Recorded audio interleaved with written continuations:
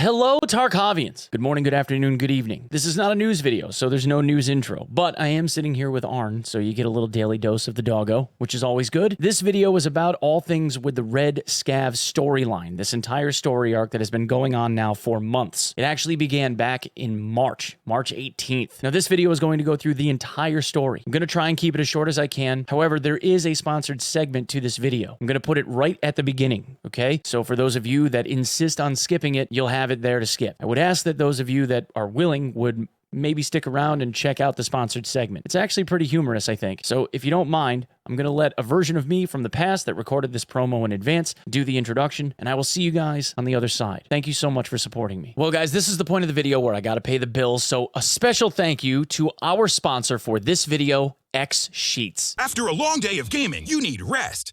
And now you can get it with X Sheets, the only LED-powered bed sheets made for gamers. Enjoy maximum nighttime visibility and supercharge your circadian rhythm. 13 million lumens of soothing night glow. Enhance your resting alertness with preset options.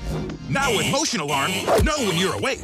Available now at extremrest.com. Gotcha. No, the real sponsor is Raid Shadow Legends. Are you tired of your fluffy, cartoonish-looking game? Not every RPG game must be cartoony and cutesy. Enough with the candy, rainbows, unicorns, and bright colors. Let's get real, raw, dark, epic, and awesome. Raid Shadow Legends will take you to the world of dark fantasy.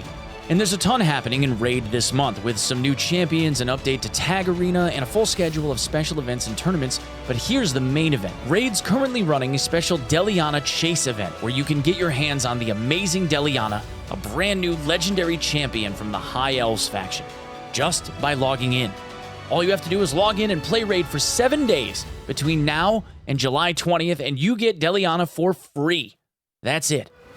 Deliana is one of the strongest support champions in the entire game and can help carry your team past many of Raid's tougher challenges. You really don't want to miss her. Right now is the absolute best time to get started in Raid, and if you click the link in the description below or scan the QR code that is on the screen, you will get a head start in Raid with a starter pack worth $40 US. We're talking 3 free champions at once: Misericord, Tiger Soul, and Romero, plus 10 Magic XP brews, 10 Force XP brews, and 10 Spirit brews. That's huge. When I got started, they only gave me 1 champion in the past, so don't miss your last chance to get such big rewards. And all of this treasure will be waiting for you right there, that little treasure chest icon. It's that easy. Just click the link in the description, and I will see you in the game. Hey, for those of you that decided to actually sit through the entire ad, for those of you that are new players, listen up. Once you get in game, enter in the promo code MyDeliana to get your hands on everything. Simple. Get 50 XP brews that will instantly get your legendary hero Deliana to max level, all the way up to level 50, as well as a ton of silver. And remember, these rewards are only available for the next 30 days. So get your butts in there. All right, welcome back. So, just so that we are all on the same even keel, this is going to go through a lot of the media that has been shared by BSG, either on the Tarkov Twitter, the Battlestate Games Twitter, Nikita Boyanov's Twitter accounts, as well as all of the translations for things that were not provided in English. Some of it would be Morse code. Some of it also will be in Russian. So if we can go back in time, as I switch to my narration voice, the first image that we see is a recorded log in text form of a conversation between 2 raiders, Vepr and Signal. Vepr talks about how he had gone to a chemical plant to seek out Tagilla. Unfortunately, Tagilla had not been there, talking as though they may have been tipped off, and now Tagilla is gone, but we don't know where. This triggered the beginning of an event where we saw raiders on Factory for a few days, beginning on March 18th for the weekend. We are then met with a letter written in the pen of a guy named Rizhi. He refers to himself as Rizhi, which, when roughly translated from Russian, refers to redhead or ginger. He addresses the letter to someone that he refers to as Cheposhila, and the translation for this seems to be a little bit of a point of conflict depending on who's doing the translating. Some people say Cheposhila translates to moron or idiot, and other people say Cheposhila translates to someone that is cunning. Either way, for all future letters that we see, they are all written in the pen of Rizhi the Redhead, or the Red Scav in this case, and Rizhi's recipient is always Cheposhila. In our first letter, Rizhi talks about how the raiders have arrived on Factory, and that's crazy, and that they're looking for Tagilla. However, in this letter, he also says that Tagilla has left the Factory, and went to Interchange to be with his brother for a while, escaping the raiders. We do not know why the raiders were seeking Tagilla. Even now, we're not quite sure. But 2 months ago, when this began, Rizzi talked as if he was going to go to the factory to try to sell that information to the raiders, see if they were interested, and even went so far as to ask Chepushila to do an introduction. Perhaps Chepushila knew how to introduce him to the raiders. It appears that over the course of that weekend, Rizzi decided that he was going to infiltrate or try to at least get to the factory and sell that information to the raiders. And on March 22nd, we are met with a communication log in video form where Vepper and Signal are having a chat between each other. In this conversation, Vepper requests some kind of advice or guidance from Signal on what they should do with Rizzi now that they've captured him, to which Signal says end him and get the hell out of there. This marked the end of the Raider event on Factory. Shortly following this event, we are finally met with our first image of Lightkeeper, and he is an interesting one. Lightkeeper is to be the trader that handles all of the business from the lighthouse on the lighthouse location at some point whenever BSG decides that they're going to get that lighthouse expansion out to us. However, in this image, the things that are interesting, or most interesting, is that he seems to be holding a cultist necklace in his hands. And in the background, looming in the glass, is a ghosted image of a costume. Now, this costume alludes to a costume that had been teased prior, which showed some, I guess, high-ranking member of the cult, with antlers sticking above a hooded headpiece. In that image, however, that was teased by BSG, there is a necklace shown on the chest of this individual. That necklace seems to be the same necklace that Lightkeeper is holding in his hands. So either Lightkeeper is somehow closely affiliated with the cult in this image, or, in my opinion, both of these individuals are one and the same. Whether it is a time of day type of event, or whether they are the same person at all times, I am not sure. However, it seems as though that necklace would be very rare, so my guess, my assumption is, they are the same person. And then, all was quiet until the 15th of April, where we saw this video. Now, if you look closely in this video, there is something that seems to be a little bit unique going on. In the background, there's this pulsing light that we see emanating from the lighthouse, and it is in an irregular pattern. Well, it turns out that this pulsing light is visual Morse code, in which case they are spelling out the words Red Scav, friend or foe, meaning that whoever was located in the lighthouse knew that Rizzi, the Red Scav, went to Lighthouse or was on Lighthouse somewhere, and they were asking Rizzi whether they were friendly or not. So between the 15th of April and the 22nd of April, it appears that Rizzi had worked his way across the lighthouse location to the lighthouse proper to see who was sending him that message. In the letter, Rizzi outlines that he had been captured by the raiders, that they likely had intended to kill him, and he was able to break his bindings or break free of his bindings and escape. He escaped to the lighthouse location, which now makes sense that the lighthouse had been reaching out to him via Morse code to attempt to speak with him. Now, there is a little bit of a side pot thought here, that if Lightkeeper had been going out of his way to get a hold of Rizzi, it must mean that Rizzi had some level of importance. Unfortunately, whether or not that is true yet remains to be seen. We're just not sure. Also in this letter, Rizzi outlines that because Lightkeeper is missing, and Lightkeeper being known for dealing in high-tech gear and other forms of barter items, that he worried there would be a void now that other traders would attempt to fill, meaning that it's likely other traders would try to see if they could start bartering in tech loot as well. And that is basically what ends up happening. In the days that follow, on April 22nd as well, we see a web page being displayed for us. This time looking like it's some form of Tarkov eBay, where people have the ability to purchase electronic items. In this one that's a little bit tongue-in-cheek, we see that there is a keyboard and a monitor, both of which have Terra Group logos on them. However, the Terra Group keyboard, it appears, are missing the letters P, O, R, and N. So it seems that while Lightkeeper was away, the trader Scavs were at play, offering now relatively lucrative barter offers for different forms of electronics. The barter offers themselves were not all that attractive, but it provided the ability for people that had the means to collect these items, the ability to trade them for really, really nice equipment. In some cases, things like fleers, rebuy Rs, high-level body armor, etc.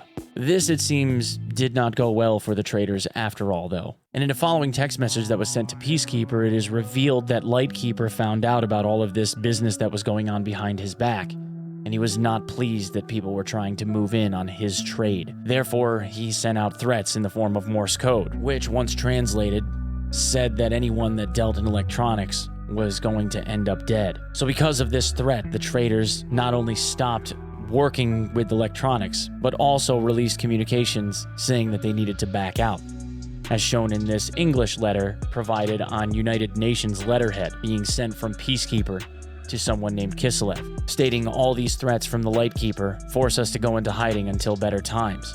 Apparently he's got everyone by the balls, and not just us.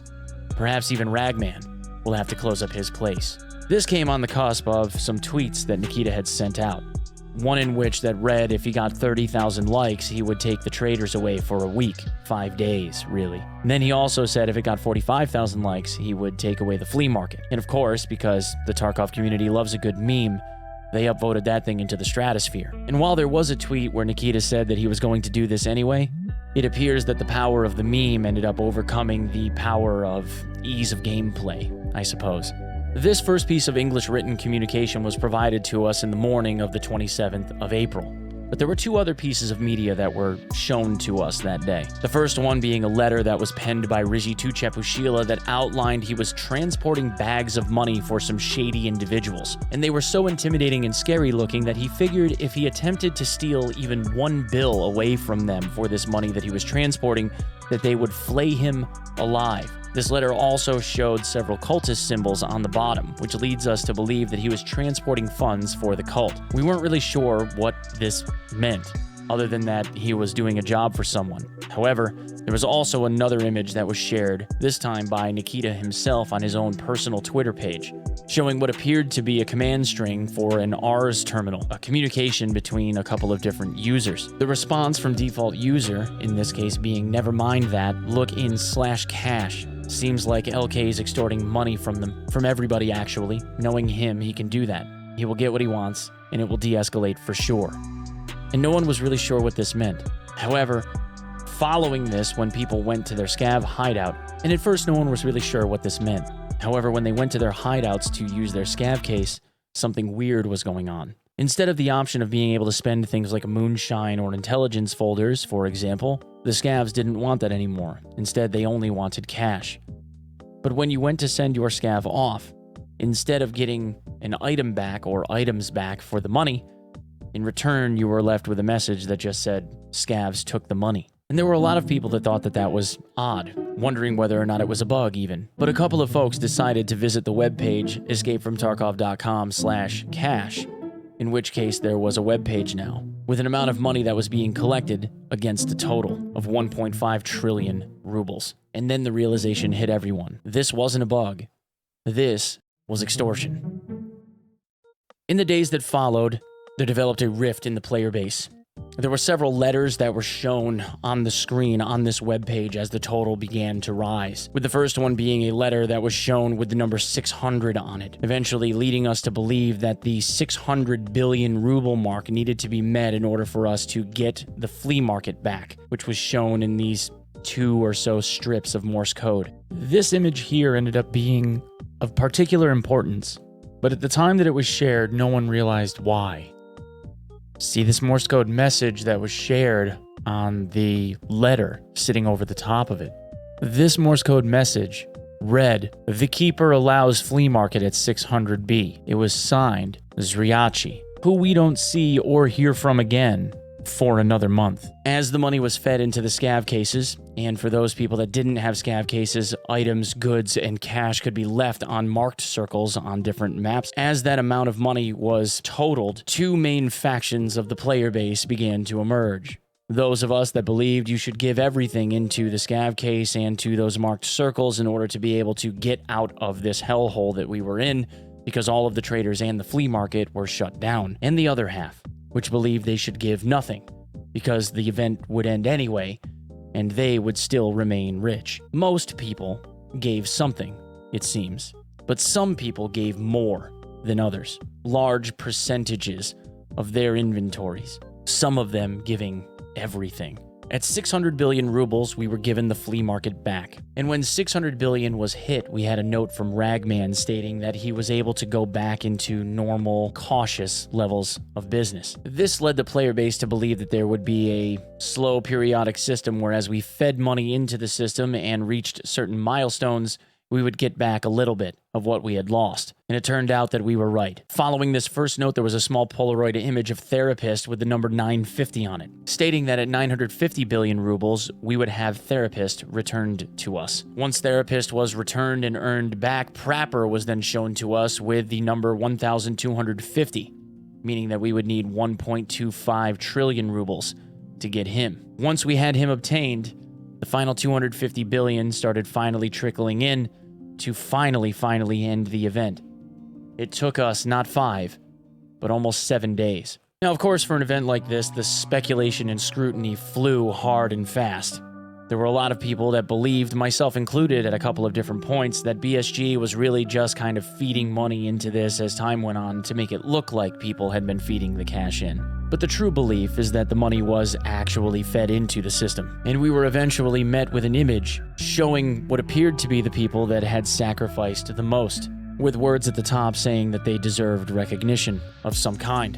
That was more or less it for the entire month of April. Following, on the 6th of May, we were met with another video. This time a logged conversation between what appeared to be rogues. In this communication, there are 3 different events that ended up occurring the evening of May 6th, where several different rogues are talking about them being on several different locations, looking on customs, on woods, and on shoreline, for a scav that had a cell phone. Judging from the communication, at one point on shoreline, they came across a group of scavs and eliminated them, saying that one of the scavs didn't even take his safety off. This began a weekend-long event where the rogues were located at the fortress on customs, the resort and shoreline, and throughout woods, primarily at the sawmill. And it turns out that they were looking for Rigi. However, Rigi was nowhere to be found. And in the following video, we see Rigi making a cell phone video with a phone that he had procured, which leads us now to understand that the rogues, in pursuit of this cell phone and the red scav, it appears, because they were looking for him, Rigi is now in possession of a cell phone that was once owned by a raider, in which there are different text messages and pictures that are pretty damning to the raiders themselves. And he talks to Chepushila on this, saying that if he were to go missing, to give some of his belongings to Therapist, and at the same time, he wanted this information to get into the hands of the rogues. So he was going looking for the rogues to sell this cell phone to them. Короче, это самое, Чепушила. Записываю видос на тот случай, если, не вернусь или как-то не дам знать, что жив и со мной все в порядке. Ты понял, да? 48 часов это 2 дня, на всякий случай для тебя, Чепушила, поясняю. И, короче, мои шмотки и все, что в ящике с наклейкой можешь, ладно, хуй с ней тоже ей отдай. Все, пошел я. Удачи мне. That video was released on the 12th of May and coincided with the end of the rogue event. As the rogues were not able to find them, they ended up leaving. However, even now, on rare occasion, you can find rogues at the fortress on customs. Because of the economic impact that was associated, on the 12th of May, there was a letter that was pushed out to PMC stating that the traders were going to offer everyone a 30% discount, stating that they had discussed the recent Lightkeeper situation with other traders, and that Elvira even promised to try to get access cards to the closed-off laboratory complex from her depositories, for a price, of course, but cheaper than before. Now, this 30% off event ended up lasting for a handful of days, not very long, and they ended it shortly thereafter. The only issue with this is that the 30% off event ended up giving a discount to PMCs on the sale of the items as well as the purchase of them, so everything became worth less. When the trader discount event ended, it was because of a Morse code letter that was sent out from, again, Lightkeeper, stating, "End this trading event or you will be effed." And here's where our story takes a bit of a twist. On May 20th, there was a video that was released by BSG from what appears to be a raider. Inside of this large iron pipe, there was a note. This note was actually written by Chepushila to the raiders, stating, "The scav called Rigi has your mobile phone." He wants to sell it to the rogues. You can try to get him before he sells it. Chepushila. The note that was penned in response was, Roger that. We're moving out. You can hear some communication, some radio chatter in the background, and then he takes off. This coincided with a raider event that began on the 20th of May, where raiders were now located on Lighthouse at an alarmingly high rate. Anywhere between 35 and 50-ish% of the time, raiders were now spawning where scavs once did. And it was some chaos. At the end of the weekend, we were met with another letter, this time being penned by Rigi again, stating to Chepushila raiders had came to the lighthouse out of nowhere, and that he was barely able to escape with his mobile phone in hand, and he was not able to get it to the rogues in time. He then stated that he was leaving the lighthouse location, that he was going to go to reserve to hang with Gluhar, because he is, and I quote, lit. He also, in this case, accused Chepushila of having immediately posted the video, stating that Chepushila was supposed to have waited 48 hours but didn't, showing that in this case, the reason why the raiders were on his tail, Rigi believes, is because Chepushila ended up posting the video instead of waiting the 2 days, not realizing that the reason why they were on him was because Chepushila was the one tipping the raiders off all along. Rigi then went on to say that he wasn't mad. He just wanted to make sure that Chepushila took care of his items for him. And that brings us to today, which is May 29, where we have this letter that was shared with us by BSG on their Twitter account, seemingly written by Tagilla as a letter to his older brother, Killa. Tagilla writes that Killa shoots like a bot, and rather than them hanging around on the interchange mall where they were being shot up by a bunch of PMCs, where they're kind of breaking the fourth wall and talking about us a little bit, because Evasion.gg had a trios tournament over the weekend. On Friday and Saturday, split between the EU and the United States, there were about 50 teams of 3 people each that ran around Interchange on private servers shooting up Killa and Tagilla. So in this letter, Tagilla tells Killa that they should go to Lighthouse and hang out there because Lightkeeper and Zriachi are both out of town. They're not there. They're missing and they're not going to be back for some time. Also, the village seems like a good place for them to set up shop and loot.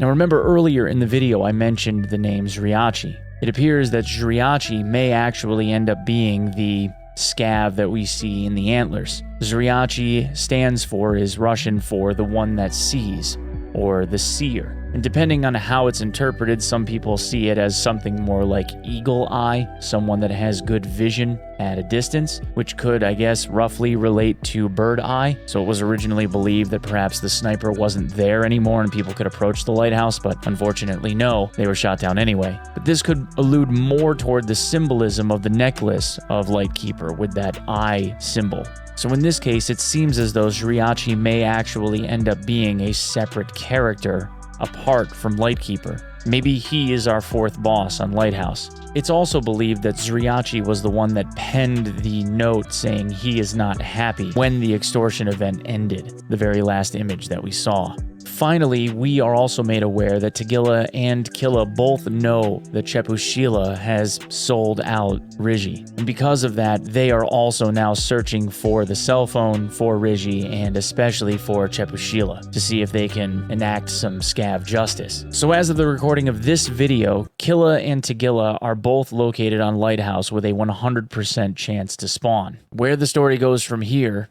honestly, is anyone's guess. My guess is that Rigi will come to the realization that Chepushila had been betraying him for them to finally end up having a clash, and somewhere in the lore we will see this clash occur. Perhaps also whatever damning evidence there is located on this cell phone will finally come to light and we will see something being done with it. At any rate, it appears that the raiders and the rogues do not get along. In fact, it looks like they are pretty much enemy factions at this point. Where the cult comes into play in this, other than being people that Lightkeeper can boss or order around, has shown us that we don't really know where they're going to end up in the midst of all of this. If you ask Nikita, the cult doesn't even exist right now. He's repeatedly said that he has no idea what you're talking about. Whatever it is that Rigi is in possession of apparently is of great importance. But if it's one thing that I know for certain, that BSG has been able to prove to us time and time again through the development of this lore story, redheads are nothing but trouble.